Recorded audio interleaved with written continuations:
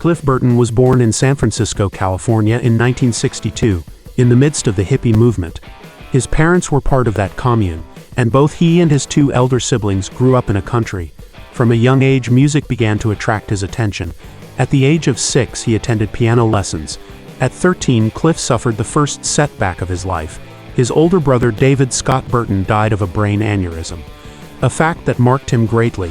He always said that he wanted to be the best at what he did, and dedicate it to his brother. He left the piano and began to play bass.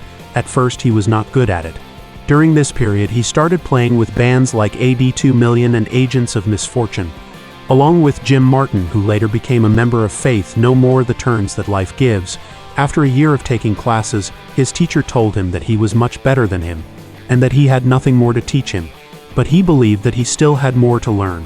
So he went to Steve Doherty, a jazz bassist who was very important in his life, and who helped him define his playing style definitively. Doherty taught him to play other styles like jazz among many others. He did not neglect his studies, and graduated in 1980 from Castro Valley High School.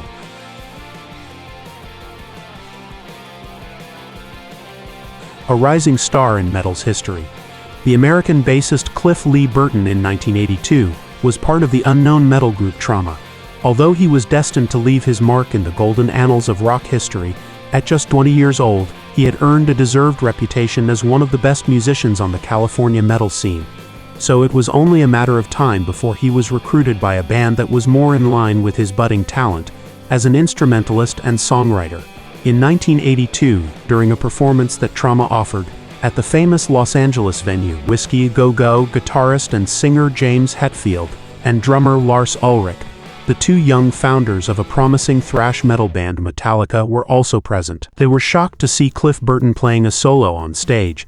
Not only were they surprised to see that the solo came from a bass guitar and not, as they thought, from a lead guitar, but they were also amazed by the aggressive way in which Burton played his instrument and performed that day.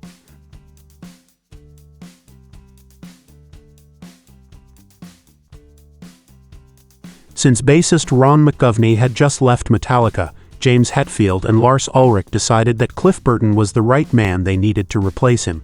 However, Burton only agreed to join Metallica if the group left the city of Los Angeles and established their operations base in San Francisco, which Hetfield and Ulrich agreed to.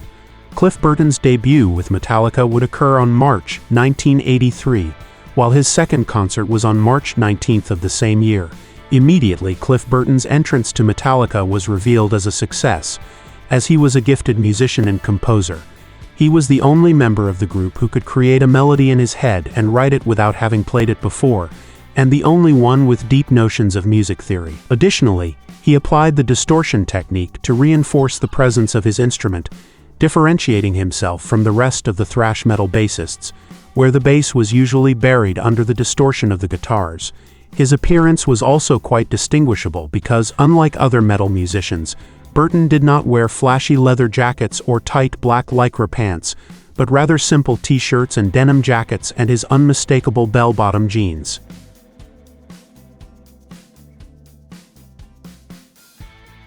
Influential contributions.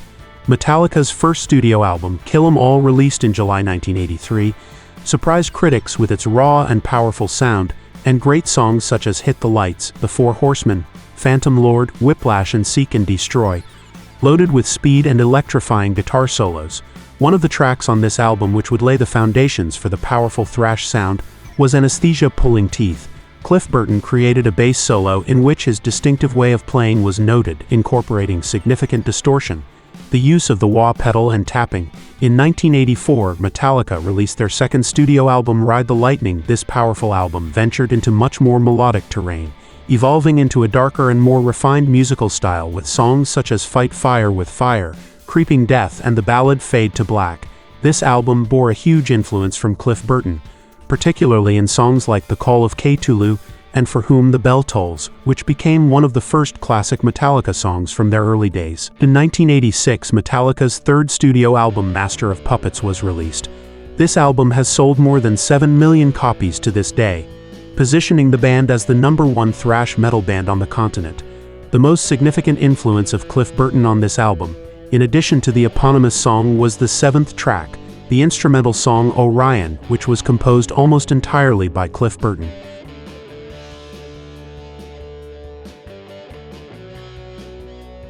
Bus died tragedy.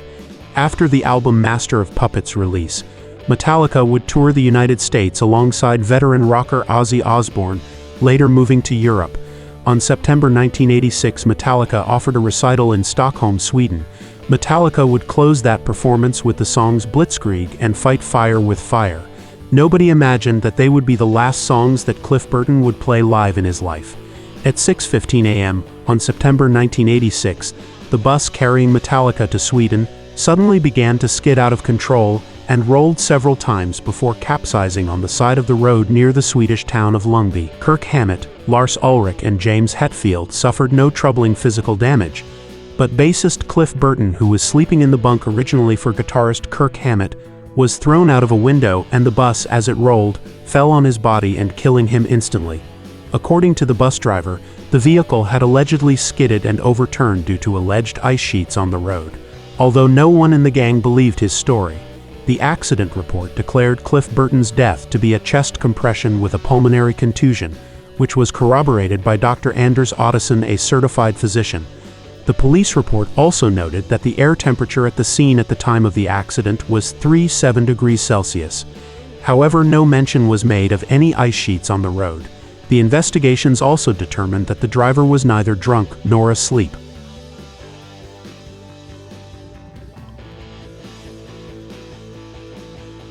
The tragic death of Cliff Burton, barely 24 years old and one of the key pieces in the sound and success of Metallica, caused a deep impact on the metal world and led to the suspension of the European tour and the withdrawal of the three remaining members from Metallica to decide what the future held for them.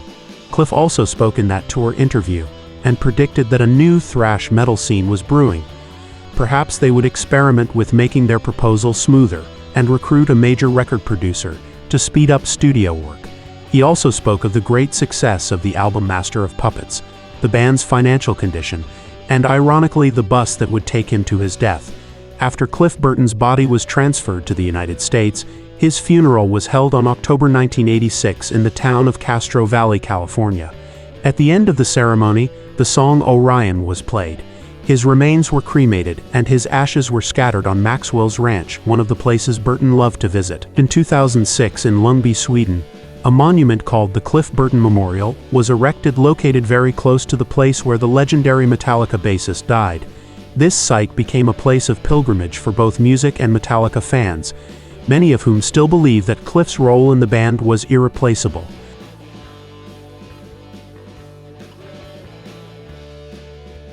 Legacy Hall of Fame.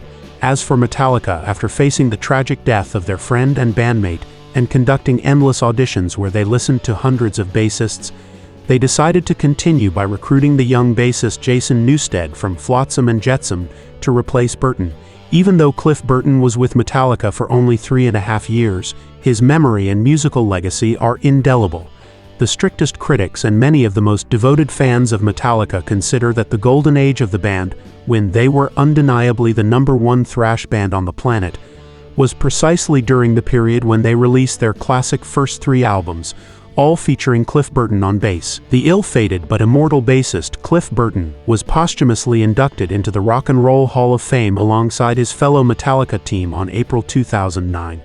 2 years later, in 2011, an online poll organized by Rolling Stone magazine positioned him as the 9th best bassist of all time.